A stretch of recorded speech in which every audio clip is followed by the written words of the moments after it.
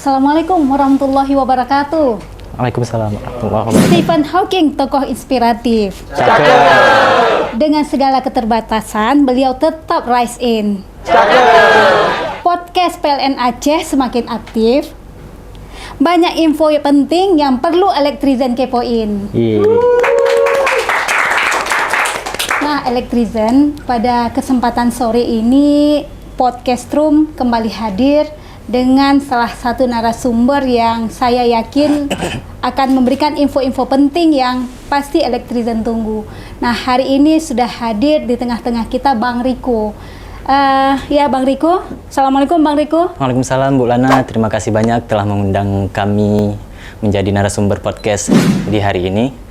Perkenalkan, saya Riko Edi Nabawi, Elektrizen. Saat ini saya sedang bekerja di PLN UD Aceh, lebih tepatnya di bidang komunikasi, manajemen stakeholder. Berikut Bu Lana. Ya, oke, Bang Riko.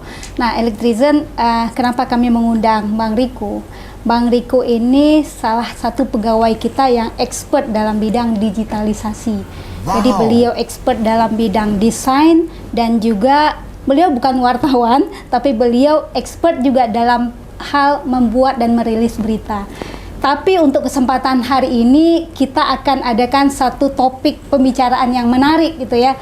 Karena beliau sangat expert dalam bidang digital. Nah, sore ini kita akan bahas tuntas dengan beliau mengenai investasi digital. Investasi digital ini sangat menarik, Bu Lana ya. Ini tema yang paling menarik kita bahas di PLN UD Aceh.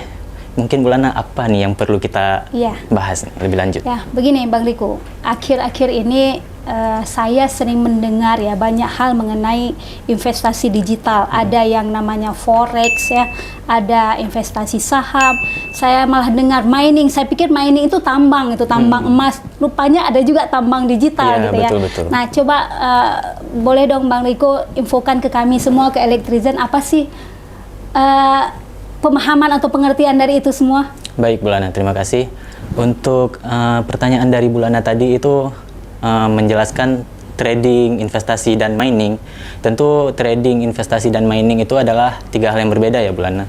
Yang pertama kita akan bahas terkait mining, memang tidak akan secara detail, namun tentunya kurang lebih itu sama seperti bahasanya ataupun artinya yaitu pertambangan.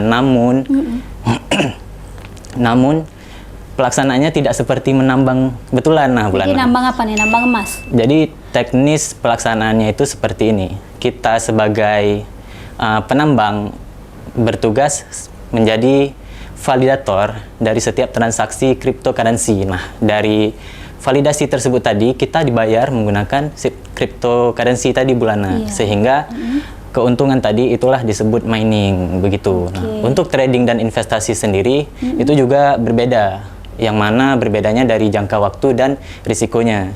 Trading artinya kan jual beli, pasti dilakukan dalam waktu yang cukup singkat, mungkin beberapa jam bahkan beberapa hari. Sedangkan investasi itu dilakukan dalam jangka yang panjang. Ketika kita membeli aset, kita berharap di suatu saat nanti produk atau aset yang kita beli tadi dapat bertambah nilai asetnya, begitu Bu Lana.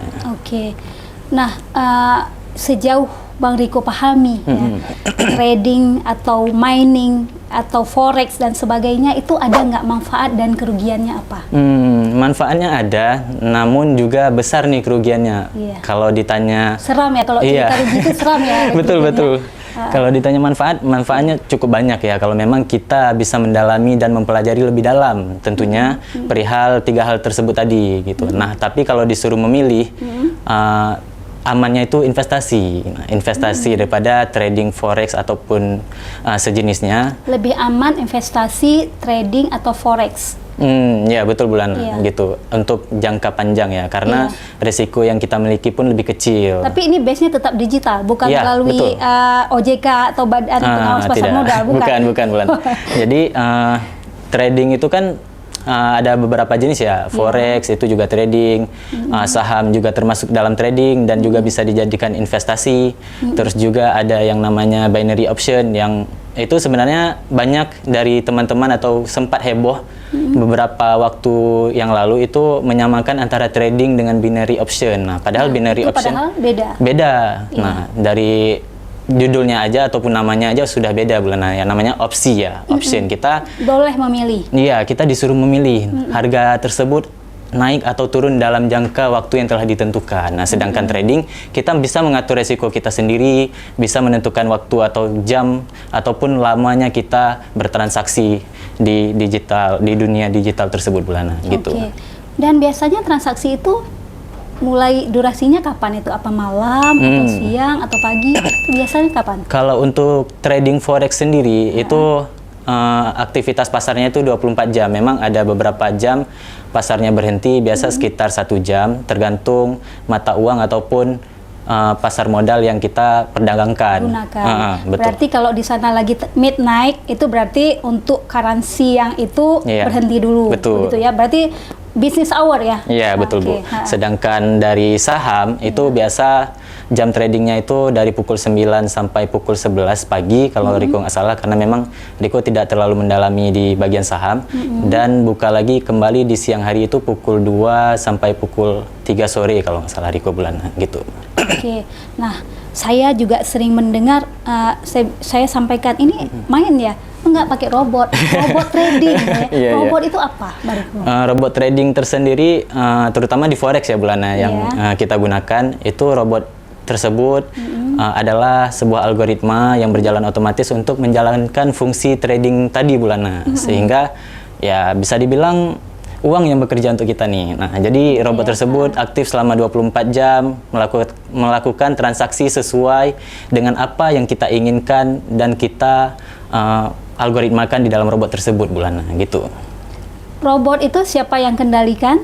Terus ya artinya siapa yang ciptakan robot? I am Optimus Prime. Itu. Masing-masing setiap orang bisa menciptakan robot tersebut, karena jika kita ingin mengetahui ataupun kita ingin mencari lebih dalam di Google ataupun di internet itu cukup banyak tutorial ataupun penjelasan bagaimana cara membuat robot trading Bulana. Jadi masing-masing dari kita bisa membuat robot ataupun mungkin ada juga yang dijual robotnya. Jadi itu jadi hak milik kita dan berjalan ataupun dioperasikan secara otomatis gitu Bulana. Bang Riko sendiri sudah menghasilkan berapa robot? Kalau robotnya satu, nah tapi kalau keuntungannya alhamdulillah lah Bulana gitu.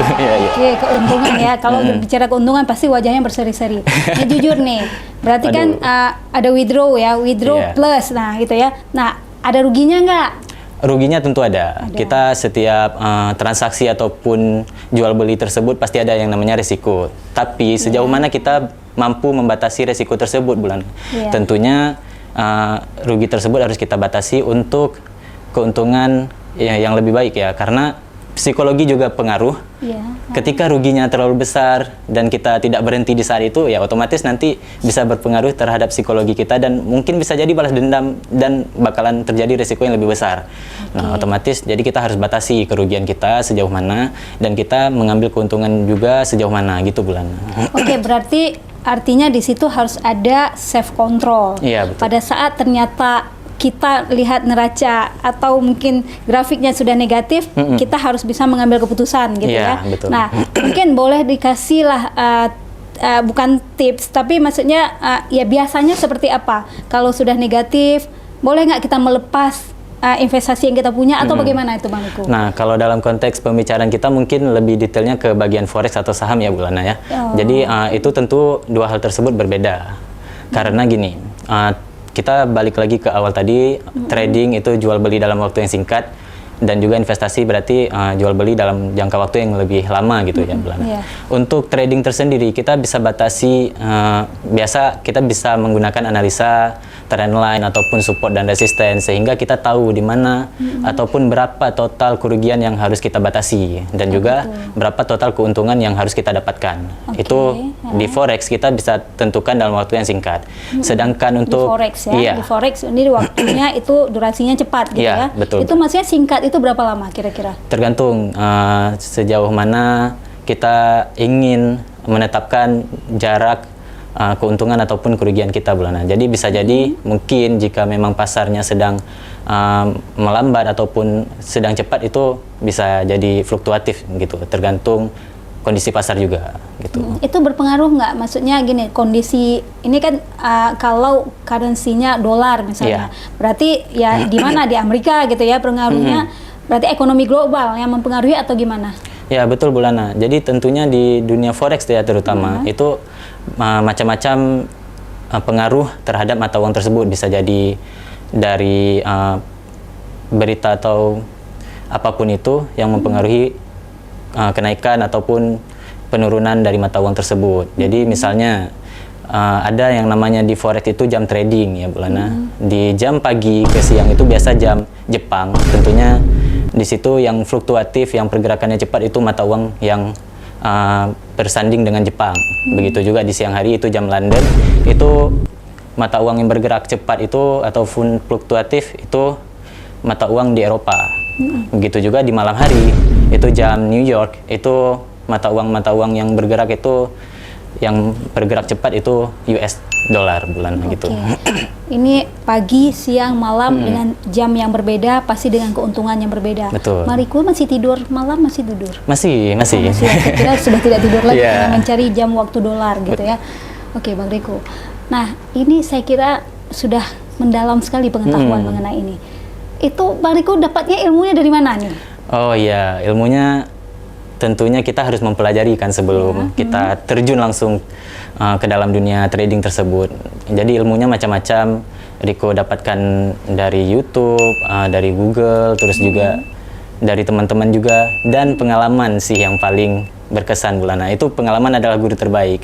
Jadi ketika pengalaman yang kita dapatkan itu menambahkan kita ilmu-ilmu baru ataupun untuk memperbaiki diri kita lebih baik dalam berdagang di dunia forex gitu Bulana. Oke. Nah, kenapa lebih memilih bidang ini, bidang digital? Kalau mau invest, berarti kan saya yakin nih investasinya udah besar, dan kita tunggu aja nih Electrizen. Kita kemungkinan Bang Riko jadi ya crazy rich baru di PLN.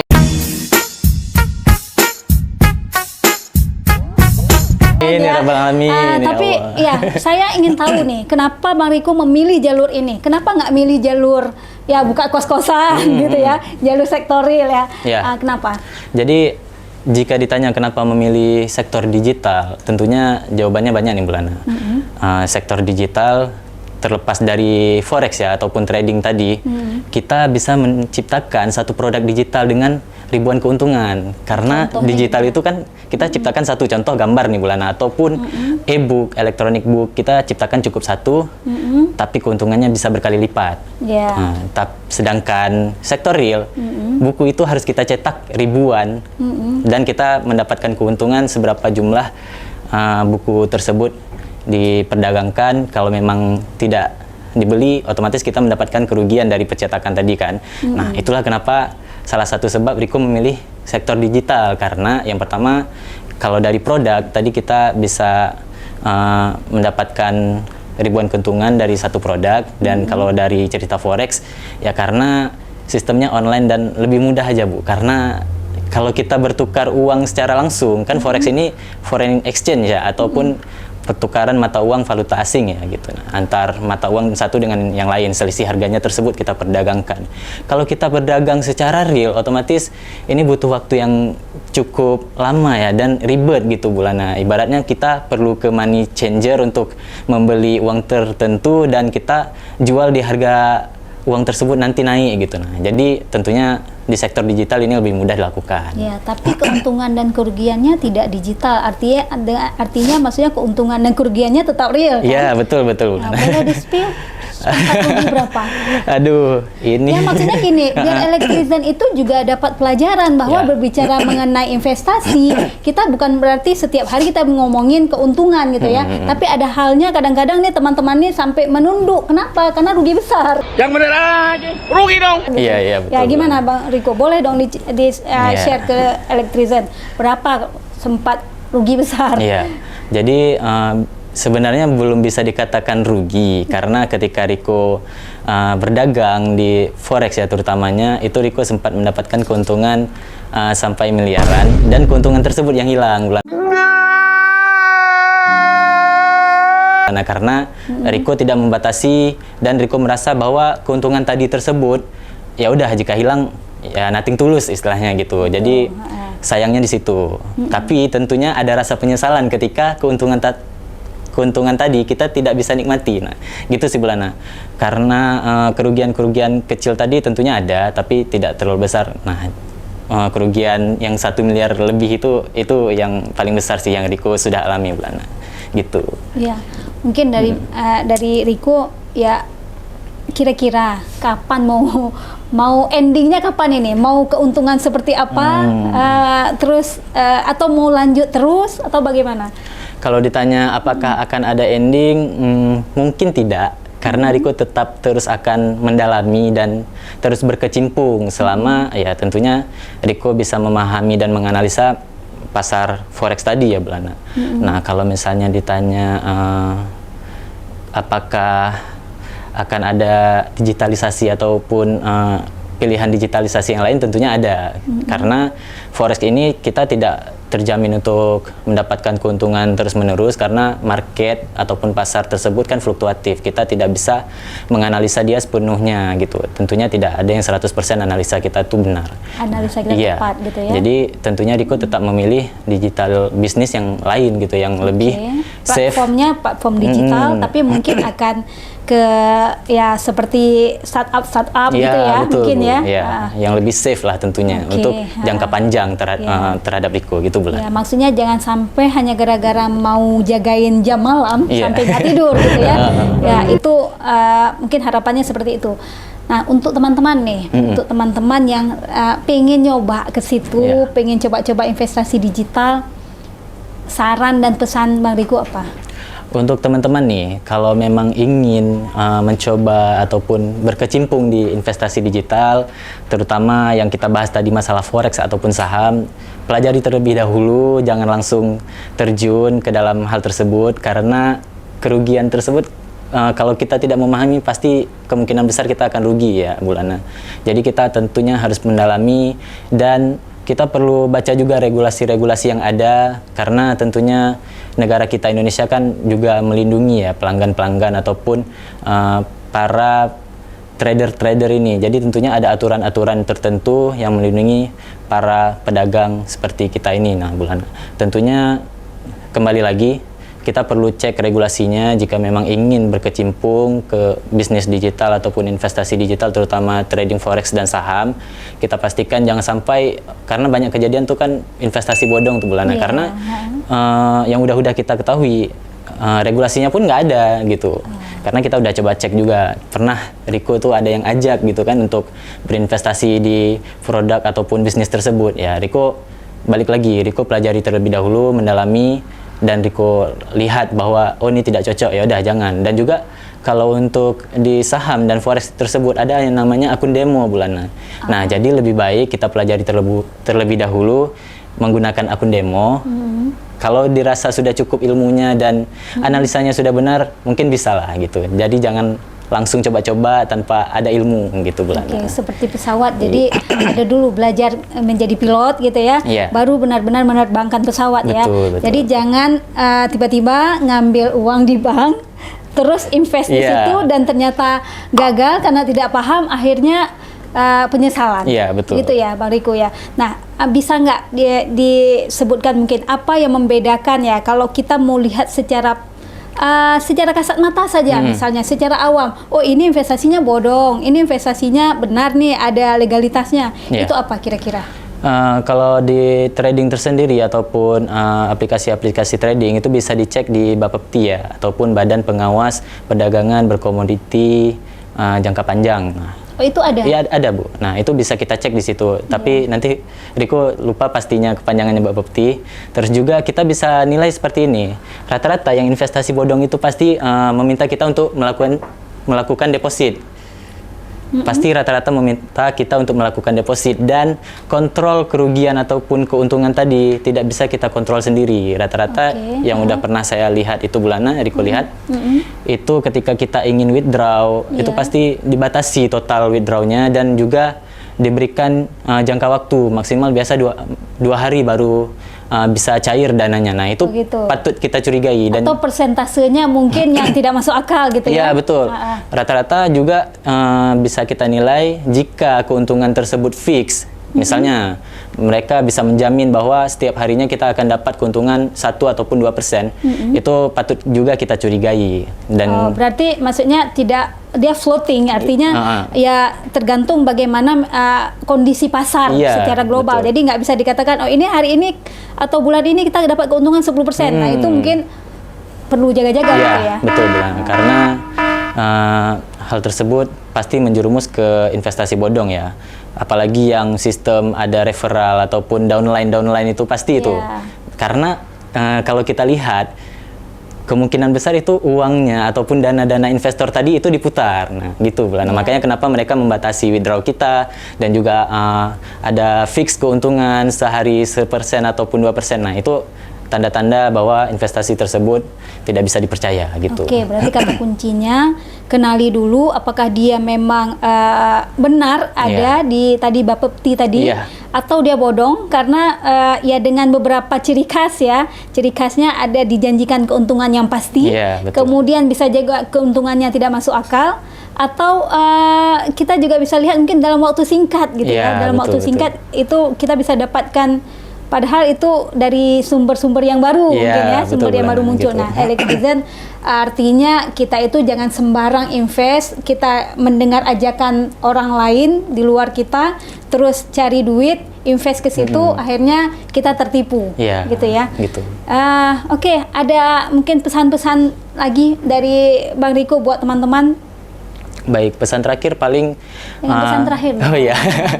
Baik, pesannya paling untuk teman-teman. Saya khawatir kalau ada orang nyebutnya ini pesan terakhir.